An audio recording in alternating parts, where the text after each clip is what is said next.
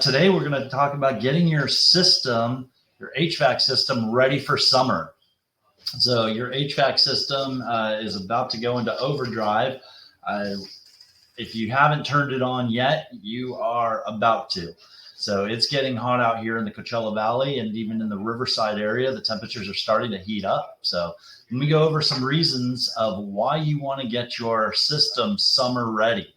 And what you can do. So the first thing is your system's going to be going into starting to work really hard this summer as it heats up. And you want to make sure that just like a car is tuned up, your air conditioner system is ready to go, tuned up, filters changed, everything's working to top performance so that it doesn't go out on you. You get the best efficiency out of your system you can this summer, and you extend the longevity of the life of your system. So